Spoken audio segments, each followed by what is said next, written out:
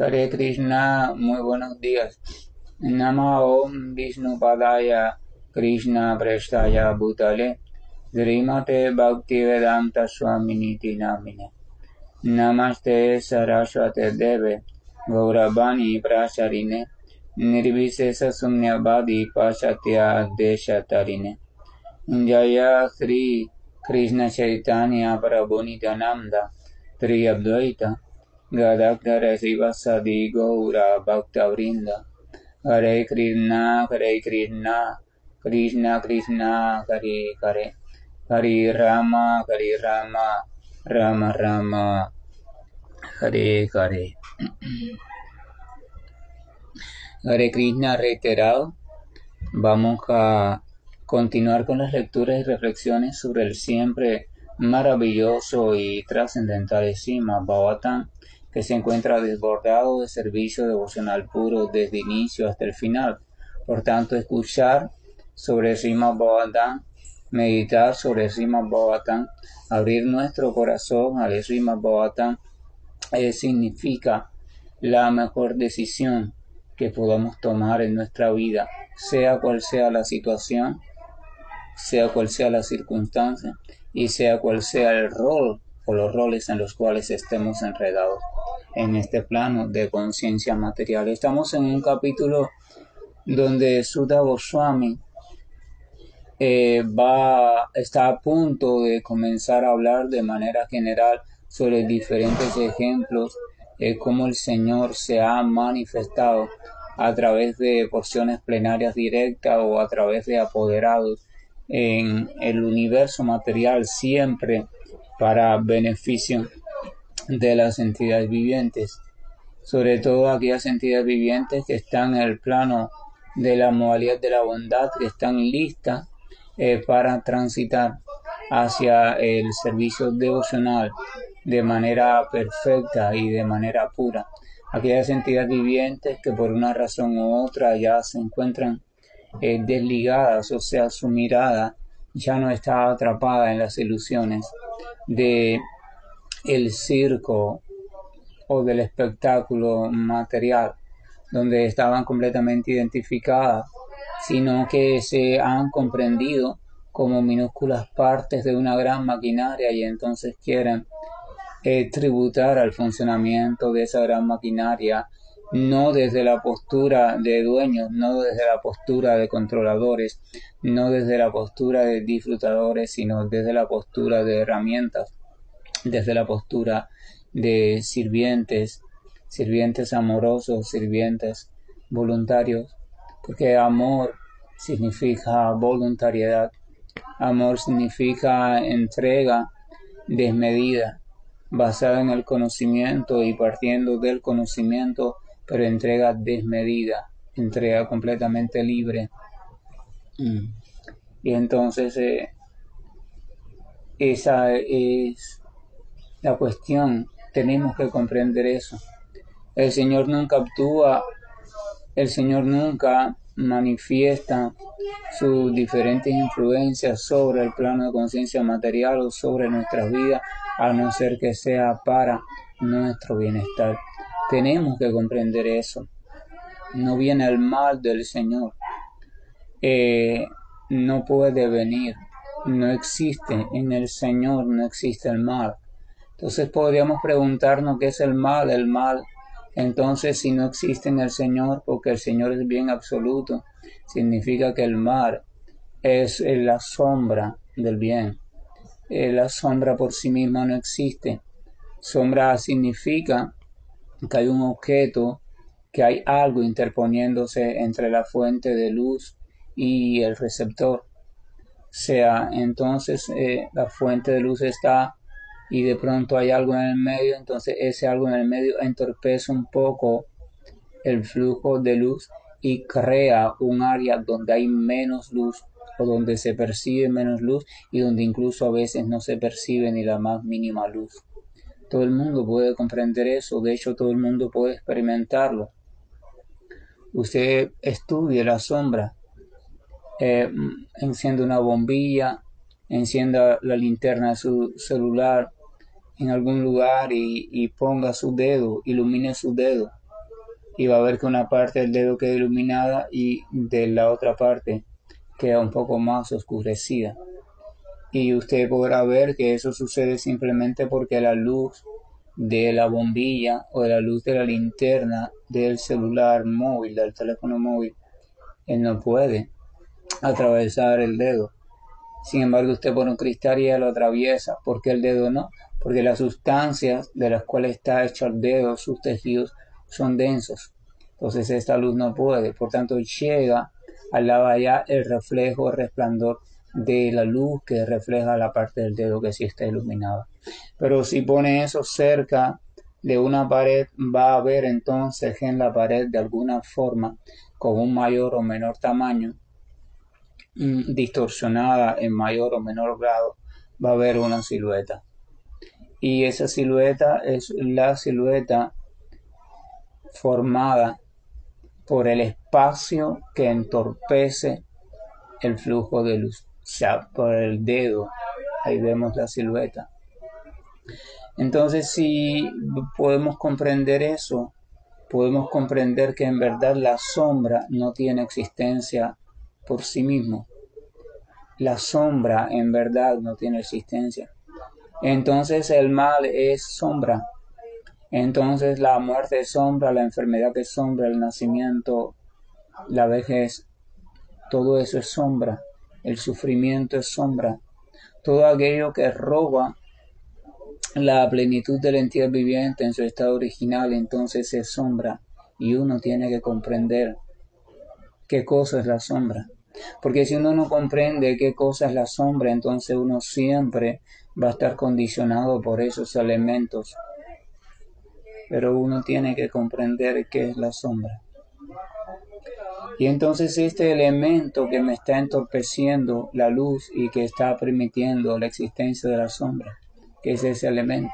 Krishna describe ese elemento como aquello que surge a partir de nuestra identificación con la energía material. Y la entidad viviente se identifica con la energía material, entonces surge el ego falso, ahamkara. Ahamkara significa, aham significa yo soy, kara significa algo creado, por tanto yo soy esto creado, ¿verdad? La entidad viviente se identifica. Cuando toma conciencia, ella toma conciencia y la primera toma de conciencia es de la sustancia material. La sustancia material en su estado potencial. Y entonces, por lógica, si es la primera toma de conciencia, entonces ella dice, yo soy esto, no hay más nada. Y entonces ese es el ego falso, ahí nace el ego falso.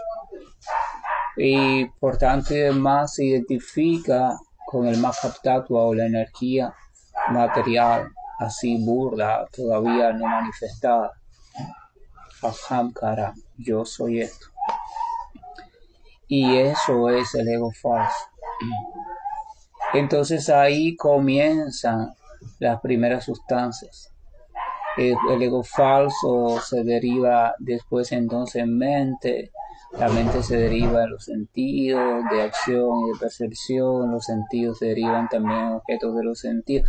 Pero todo eso son transformaciones del ego falso. Parte a través del ego falso. El ego falso bajo la modalidad de la pasión, bajo la modalidad de la ignorancia, va dando diferentes derivados, pero todo el ego falso. Entonces podemos ver que todo no es más que una serie de construcciones derivadas de una construcción inicial, el ego falso. Y así es como surge la sombra. Entonces todas esas construcciones se interponen entre la fuente de luz original o la energía espiritual o el Señor Supremo y entre la entidad viviente condicionada. Entonces si hay una serie de construcciones interponiéndose entre la fuente de luz y el receptor, que es la entidad viviente, entonces surge la sombra. Y la entidad viviente vive en la sombra. Y la entidad viviente responde a la sombra y la entidad viviente está condicionada por la sombra y el mundo de la entidad viviente en el plano de conciencia material, cuando está de ese modo enfocado, por tanto es un mundo de sombras.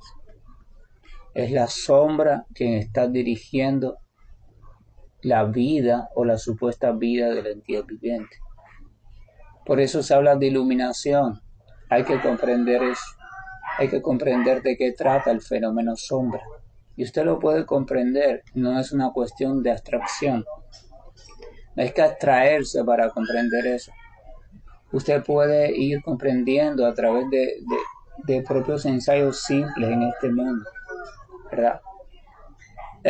Los grandes sabios explican que a través de los fenómenos que ocurren en el mundo material uno puede tener un acercamiento a las cuestiones esenciales de cómo funciona todo y poder descubrir cosas. Entonces usted presta atención a la sombra, presta atención al mundo de la sombra. ¿Cómo es que la sombra aparece? ¿Qué es en verdad la sombra? La sombra no es. No hay tal cosa en el mundo espiritual, en el plano de pura conciencia, que sea sombra. Pero ¿por qué no hay tal cosa en el plano de pura conciencia, en el plano de puro amor, en el plano de pura existencia plena? ¿Por qué no hay tal cosa como sombra? Porque no hay elementos intermedios. Porque la fuente de luz y el receptor están en contacto directo. No hay espacio para que nada se interponga. Una relación directa. Y si la relación es directa, si la relación es pura, entonces no hay posibilidad de sombra. Así de simple. Entonces eso quiere decir que en la medida que yo, como observador, como conocedor, vaya estableciendo una relación cada vez más directa con la fuente de luz, entonces en esa misma medida voy a ir saliendo de las sombras y la sombra va a dejar de ser mi dueña.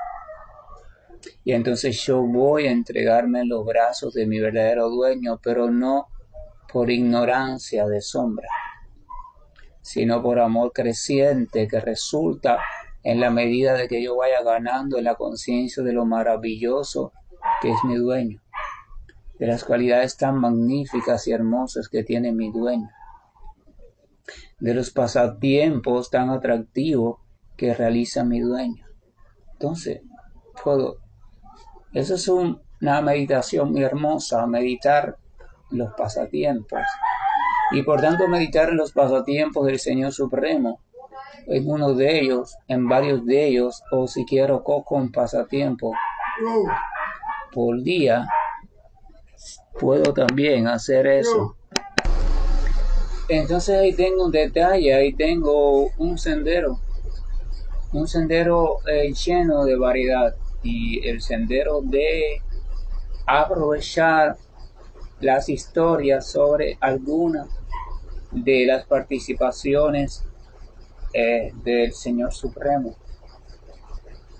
Y eso es hermoso, porque cuando usted medita en un pasatiempo del Señor Supremo, se debe considerar que está meditando, por lógica, en una actividad, en una serie de actividades, que está meditando en algo dinámico. Y dinámico significa algo completamente vivo, y no solo vivo en potencia, sino en potencia manifestándose.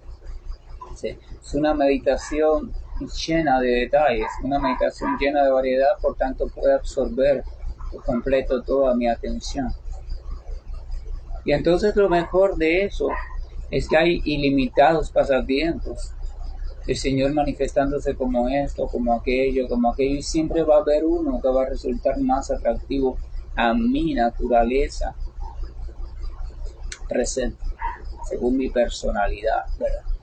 Hay personas que por su carácter más fuerte, o hay personas que por su carácter más sensible, o hay personas que por su carácter más maternal, o hay personas que por su carácter por lo que sea, siempre van a sentir cierta atracción hacia una forma de manifestación del Señor. Y entonces sí, ahí está el Señor manifestándose, y ahí están las grandes almas registrando sus manifestaciones en diferentes épocas, a través de diferentes personajes, realizando diferentes actividades, para que todos tengamos la oportunidad de encontrar alguna de esas actividades que nos resulten atractivas, porque coinciden con nuestra personalidad.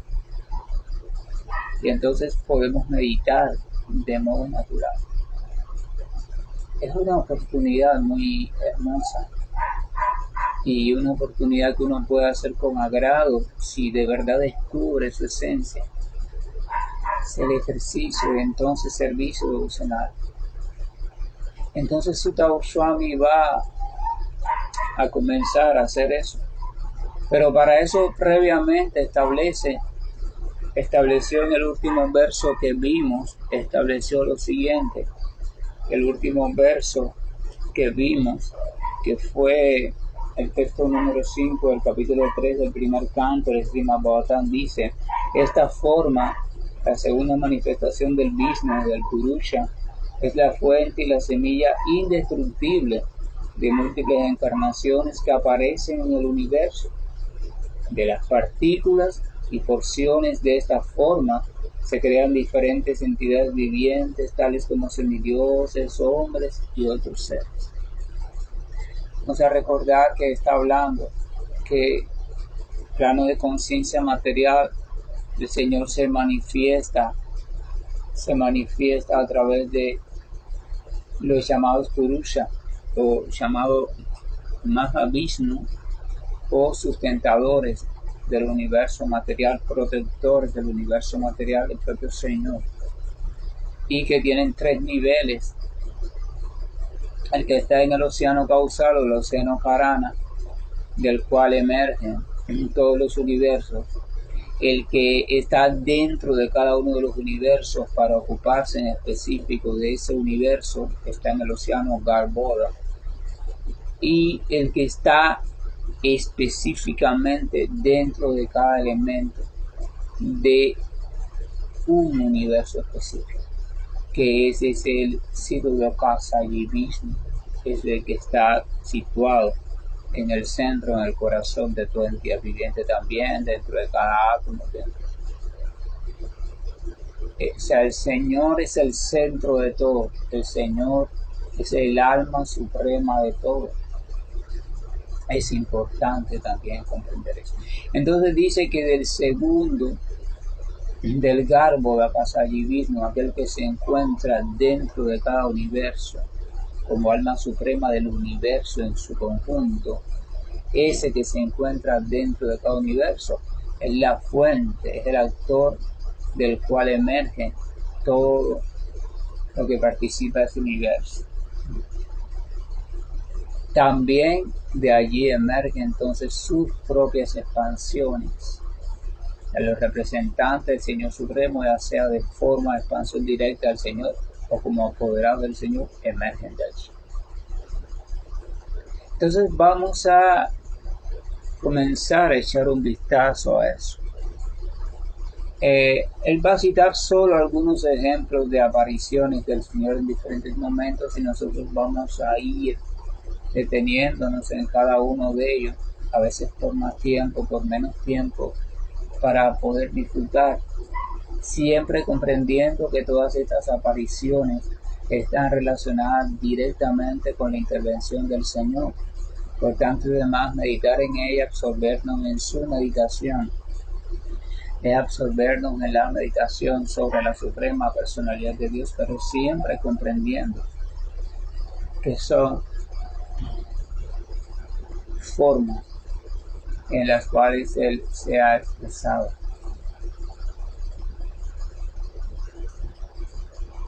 Entonces vamos al texto número 6. El texto número 6 dice: en primer lugar, al principio de la creación, existieron los 4 hijos solteros de Brahma, conocidos como los Kumaras, los 4 Kumaras, quienes habiendo hecho un voto de celibato, se sometieron a severas austeridades para poder comprender la verdad absoluta.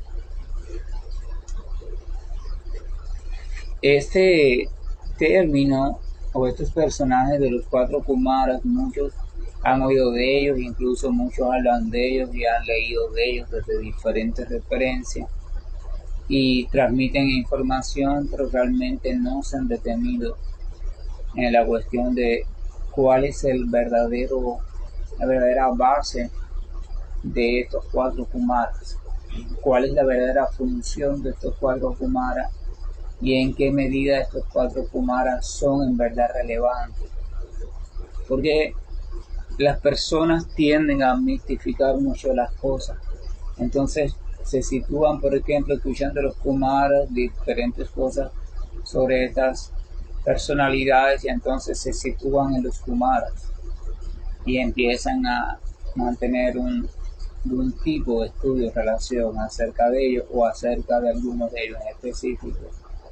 Entonces te desvías de nuevo, queriendo sin querer, de la relación directa con el Señor Supremo.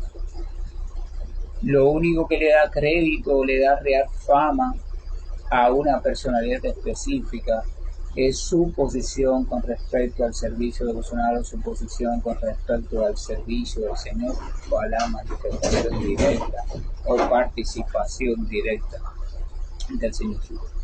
Si no hay relación con el Señor, si no está en función directa del Señor, entonces no tiene para nada ninguna fama ni ninguna relevancia. Eso hay que tenerlo siempre claro. Entonces vamos a tener en cuenta algo. Primero dice que en primer lugar, al principio de la creación existieron los 4 hijos solteros de Brahma. Cuando Brahma, la primera entidad viviente, Brahma aparece con una tendencia, la tendencia de procrear, la tendencia de poblar el universo, la tendencia de poblar la vasta oscuridad. Por eso es que es seleccionado como ingeniero principal de la creación. Primero porque era un gran devoto y segundo porque todavía tenía en su corazón pendiente desde creaciones anteriores el deseo todavía de disfrutar de ser creador, de disfrutar de ser padre. Entonces el Señor Supremo tiene en cuenta esto. Bueno, esta criatura trae todavía la tendencia, el deseo profundo de ser padre, pero al mismo tiempo trae el deseo de adorarme a mí. Por tanto y demás, está lista, está capacitada para ser de creador del universo material. Así cumple su deseo de padre, pero al mismo tiempo esa actividad la hace como ofrenda, o sea, servicio devocional hacia mí. Y entonces, en sus funciones creativas, los primeros hijos o las primeras expansiones que tiene este Brahma o esta entidad viviente en ese momento son de 4 tipos. O sea, son 4 que permanecen eternamente en la forma de niños. Los Kumaras, a diferencia de su padre Brahma tenía el deseo de crear y el deseo de procrear y por tanto se dedicó a procrear, a tener familia. Pero los Kumaras, sus primeros 4 hijos, decidieron sacrificar la tendencia creativa. Ellos decidieron mantenerse en el celibato por una sola razón, para dedicarse por completo a la comprensión de la verdad absoluta. Entonces, los 4 Kumaras tienen esa cualidad o tienen ese elemento como elemento fundamental que los realza, que realza sus figuras. Por eso es que ellos cobran fama. No cobran fama por ser hijos de Brahma. No, su fama viene por su determinación y su decisión de mantenerse en celibato para dedicarse por completo a la comprensión de la verdad absoluta.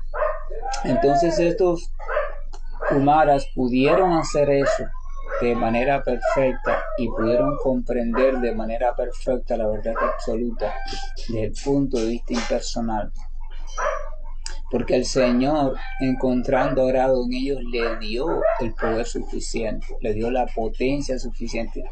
Vamos a comprender que la cuestión relacionada a la verdad absoluta no es un logro que se puede obtener mediante una serie de cosas que hagamos por nuestro propio esfuerzo. Se necesita de una gran inteligencia, se necesita de una gran capacidad, una gran potencia para estas cuestiones de la verdad absoluta. Entonces el Señor, viendo la determinación y la entrega de estos 4 hijos de Brahma, entonces el Señor les concedió la potencia necesaria para tener éxito.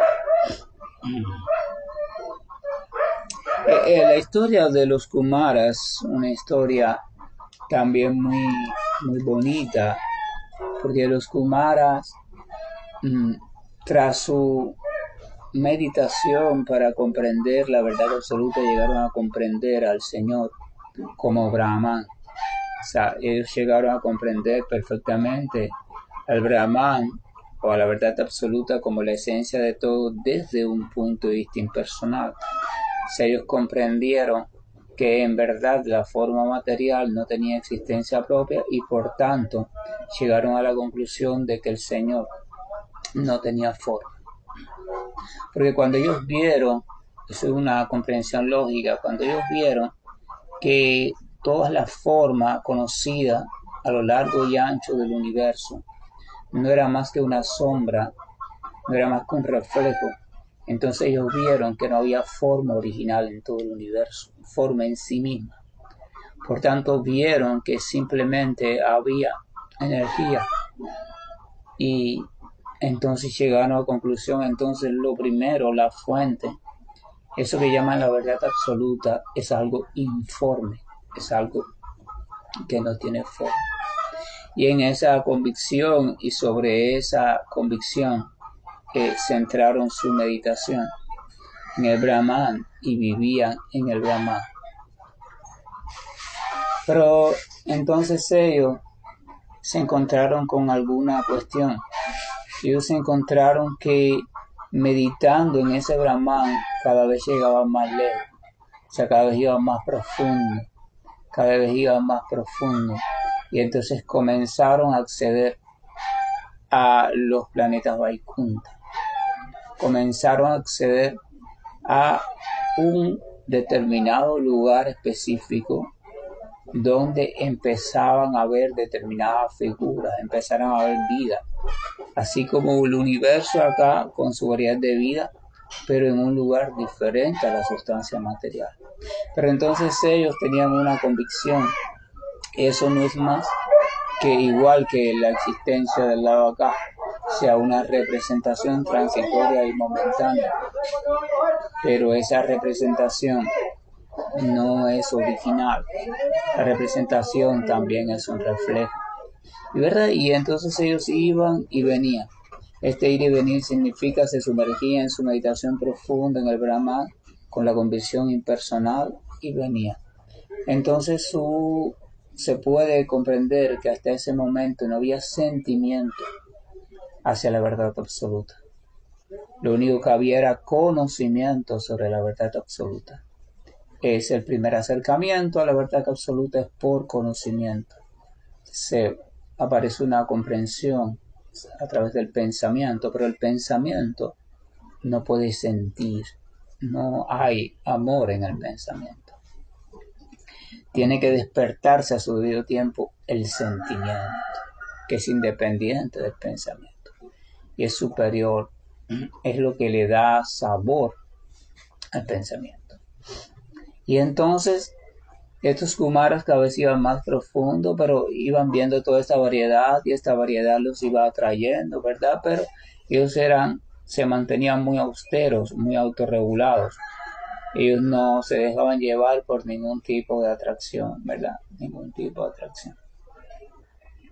Pero en uno de estos acercamientos, ellos iban ganando cada vez más en profundidad. Y en uno de estos acercamientos ellos ven y reconocen que hay una cierta figura alrededor del cual todas las figuras giraban, o sea, que era el centro de la vida o de la existencia de tal variedad. Había una figura semejante a todas las demás figuras, los planetas Vaikunta, la mayoría de las figuras son de color azulado, como un azul celeste, tienen 4 extremidades superiores y son extremadamente hermosas, extremadamente delicadas, extremadamente perfectas, extremadamente finas, extremadamente dulces, extremadamente amables, extremadamente compasivas y maravillosas, extremadamente pacíficas, extremadamente armónicas. Y todo es armónico, por eso se llama Vaikunta, todo es armónico. Pero sin embargo, dentro de esa figura había una que parecía ser el foco de atención de todas las demás. Y todas las demás le ofrecían reverencia y todas las demás miraban con extremo amor y extrema alegría y veían que esta figura central correspondía con un amor superior, algo aún más deslumbrante. Si todas las figuras o entidades vivientes de esos planos de conciencia eran todas deslumbrantes, esta figura central era por alguna razón aún más deslumbrante. Pero entonces ellos sacaban la conclusión, esto es una manifestación del Brahma, o sea, más concentrada, más intensa, para desarrollar algún tipo de actividad, pero sigue siendo impersonal, ¿verdad? Ellos seguían con esa visión. Pero entonces un día, mientras transitaban a través de ese paisaje tan hermoso, ¿verdad? Vieron que estaban ofreciendo cierta planta muy delicada, muy hermosa a los pies de esa figura central.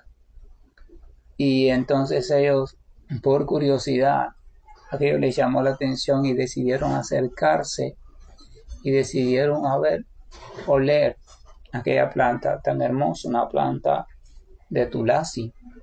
Y entonces cuando ellos olieron esa planta, pasó algo.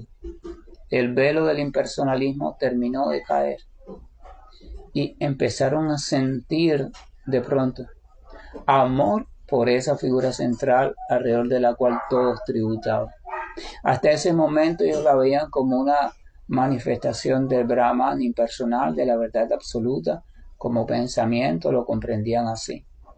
Pero al oler esa tulasi, al oler esa ofrenda amorosa que los habitantes de esos espacios hacían hacia esa figura, ellos de pronto cayeron flechados por el sentimiento del cual estaba inundado esa ofrenda.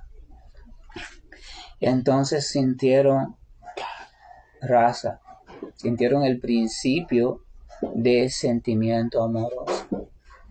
Empezaron a sentir amor. Entonces pasa algo. Cuando usted, además de simplemente pensar en algo o abordar algo desde el pensamiento, empieza a sentir un sentimiento dulce hacia algo, una atracción que el pensamiento por sí mismo no tiene, usted descubre un sabor. Y entonces cuando usted descubre ese sabor, wow, usted se da cuenta de algo y dice, un momento, la verdad absoluta no solo tiene un aspecto impersonal, sino que tiene allí una personalidad que es capaz de generar atracción, dulzura, amor sobre todas las entidades. Entonces, a partir de ese momento, los Kumaras dejaron de ser impersonalistas y dieron un paso más en su evolución de la comprensión de la verdad absoluta.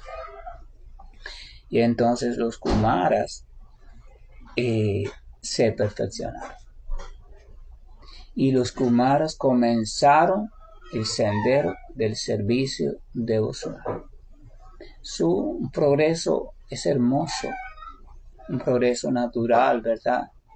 Muy hermoso. Entonces, de ahí sacamos la importancia o el poder que tiene aquello que con amor se ofrece al Señor Supremo. Cuando un devoto sincero, una persona sincera que tiene fe completa en Dios, le ofrece su alimento y no simplemente en una oración, en una palabra repetida, muerta, vacía, sino que en verdad él experimenta la presencia del Señor y experimenta cómo él le está ofreciendo ese alimento al Señor. O sea, es un deseo genuino, una actividad genuina y sincera, una actividad llena de un sentimiento verdadero. Entonces se debe comprender que el Señor acepta ese alimento. Bhagavad Gita dice, cualquiera que me ofrezca con amor una flor, una hoja, un poco de alguna fruta, yo lo aceptaré. Y entonces el Señor acepta, pero cuando el Señor acepta algo, y entonces ese algo pasa a ser de la misma sustancia del Señor. Y está cargado de sentimiento amoroso. Y entonces cuando alguien entra en contacto con ese algo, de una forma u otra, va a recibir ese influjo en mayor o menor grado según su coraza, la coraza del corazón. Pero va a recibir ese influjo. Entonces cuando nosotros, cada vez que hacemos algo, situados en el sentimiento de amor por Dios según nuestra capacidad auténtico, no desde una cadena de palabras muertas, sino el sentimiento auténtico. Esa es la sustancia. Debemos saber que ese algo es sumamente beneficioso para todo aquel que entre en contacto con ese algo. Todo aquel que coma de ese algo, que beba de ese algo, que disfrute de ese algo, que lo que sea. Y es maravilloso. Es maravilloso. Entonces meditar en este tipo de historias, meditar en este tipo de acontecimientos, nos ayuda a ir ablandando el corazón y nos ayuda a ir despertando atracción hacia el Señor. Entonces meditar en cómo los Kumaras iban entrando en ese deslumbrante mundo de variedad hermosa, dulce, mundo espiritual, y usted puede meditar en eso. Usted puede meditar en esa imagen. Luego puede meditar en los Kumaras, cuatro niños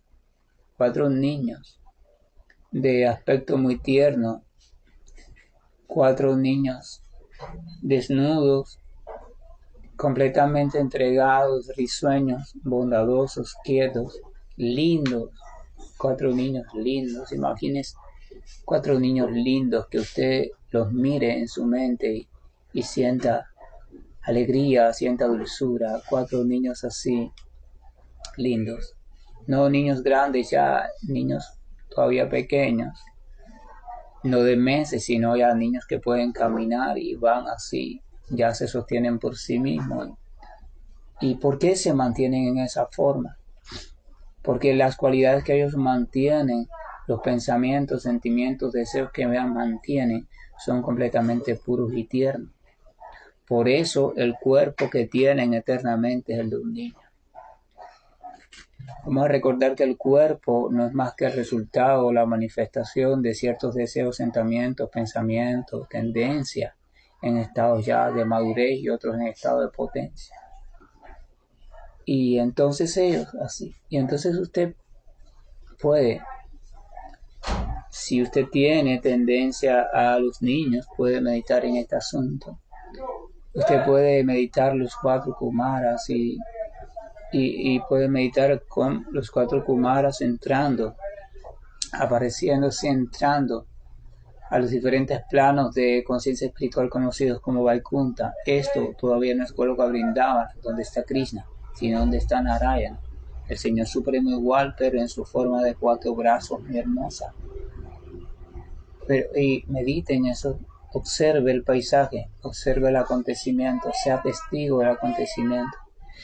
Siga con su meditación a los kumaras, con silencio, reverencia, respeto, dulzura a esos niños. Y poco a poco, día tras día, vaya viendo, vaya sintiendo cómo ellos van entrando a los planos de conciencia espiritual y van viendo que hay variedad en ese plano. Van viendo tanta variedad deslumbrante, hecha de energía toda luminosa. No hay oscuridad en los planos de conciencia material. Disculpen, espiritual. Si usted ve alguna oscuridad en su meditación, entonces sepa que es su mente que está contaminando su meditación. Y cuando venga, no, mente, no, porque no hay oscuridad en el plano de conciencia espiritual. Y usted vea a los kumaras, a los niños retozando, deslumbrados entre flores, entre lugares hermosos, valles, cascadas, todo deslumbrante, todo colorido. Y poco a poco después vaya tomando conciencia de los habitantes. Los habitantes allí son todos como copias de un habitante original.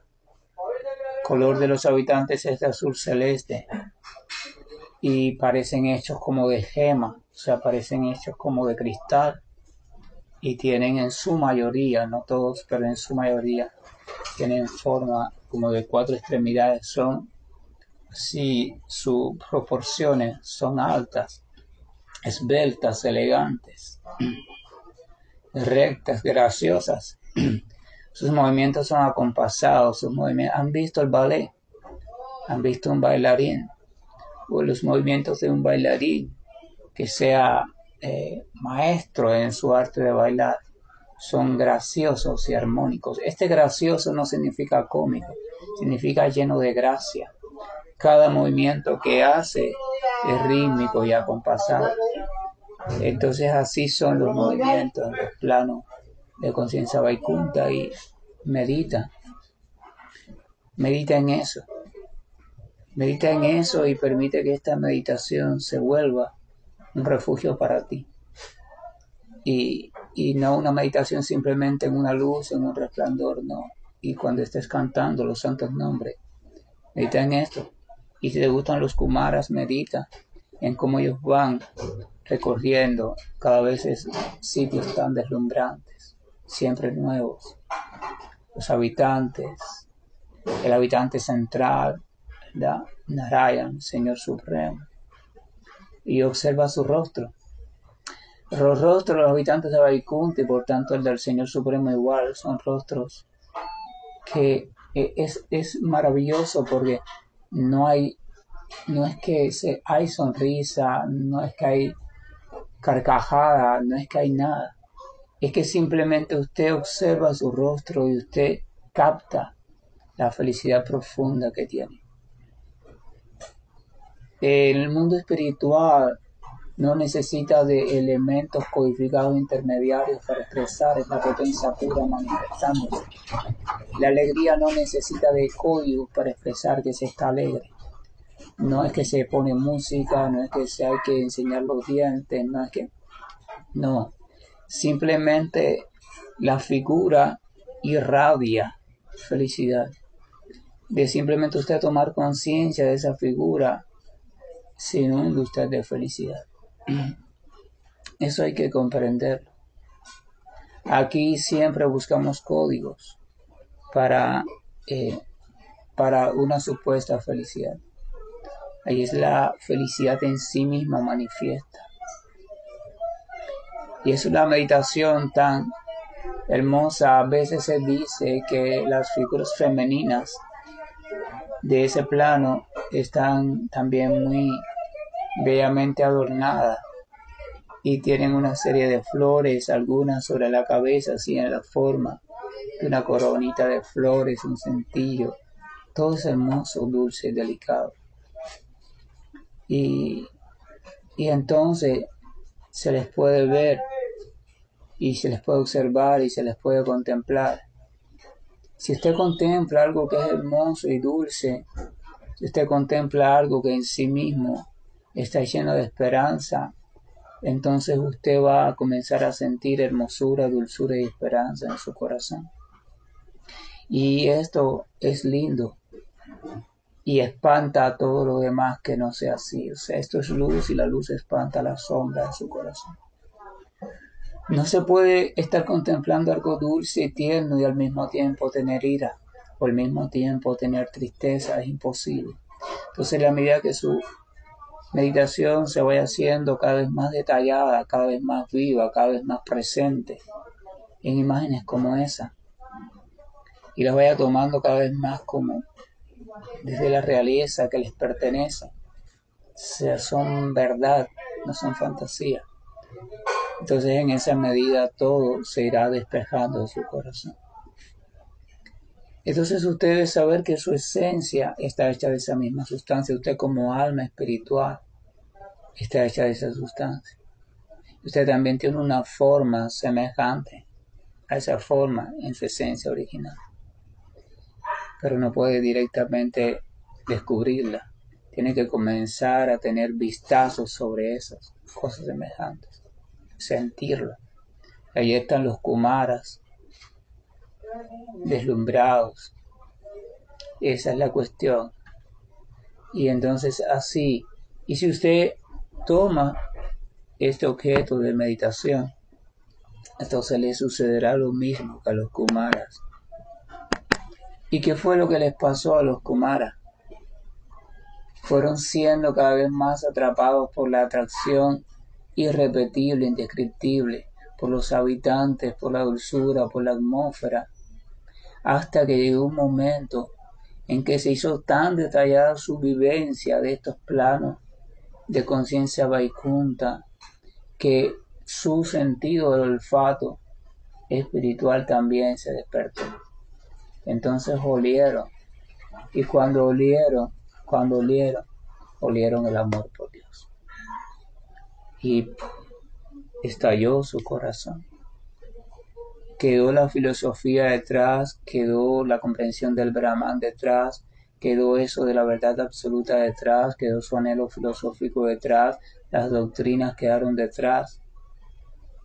Los kumaras se enamoraron. Esos niños desde su ternura y su ingenuidad se enamoraron por completo. Eso es bhakti. No hay nada superior a enamorarse. No hay nada superior a amar. Enamorarse, amor de su hijo, de su nieto, de lo que sea. No estoy hablando de pareja o de no pareja. No hay nada superior a la felicidad de experimentar amor. Eso es bhakti. Entonces aquí, mañana, si el Señor permite siempre, entonces continuaremos con otra de las encarnaciones o también de los apoderados relacionados al Señor. O sea, otras propuestas de meditación. Y queremos a los kumaras. Entonces, cuando usted oiga hablar de los kumaras, no pierda tiempo en pensando sobre lo poderoso, el poder de los kumaras. Usted adora a los kumaras, que los kumaras le pueden otorgar. No.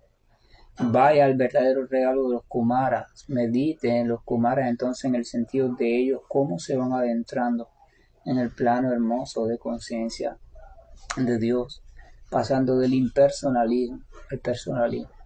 Siga el camino, siga la pista de los kumaras, siga, aventúrese. Que la gracia y el amor y la dulzura venga el oleaje de dulzura. Siempre pida al Señor dulzura. Señor, abrázame con tu dulzura, Señor. Señor, mímame con tu dulzura, protégeme con tu dulzura, lléname con tu dulzura. Eso, oren hacia el Señor, porque el Señor es dulce por naturaleza. Y si se encuentran con algo que no es dulce, entonces eso no es el Señor. El Señor para su devoto, para quien le ama, es siempre dulce. Para el demonio se puede presentar de una forma espantosa porque el demonio lo odia al Señor. Pero el devoto ama al Señor, entonces el Señor se le presenta dulce. Sí, dulce. Crezcamos en la dulzura. Recibamos la dulzura del Señor. Hare Krishna, buen día, y estoy finalizando esta llamada. Hare Krishna, Krishna Krishna, Hare Hare, Hare Rama, Rama Rama, Hare Hare. Hare Krishna, Krishna Krishna, Hare Hare, Hare Rama, Rama Rama, Hare Hare. Hare Krishna, Krishna Krishna, Hare Hare, Hare Rama, Rama Rama, Hare Hare. Hare Krishna, Krishna Krishna, Hare Hare, Hare Rama, Rama Rama, Hare Hare. Hare Krishna, Krishna Krishna, Hare Hare, Hare Rama, Rama Rama, Hare Hare. Hare Krishna, Krishna Krishna, Hare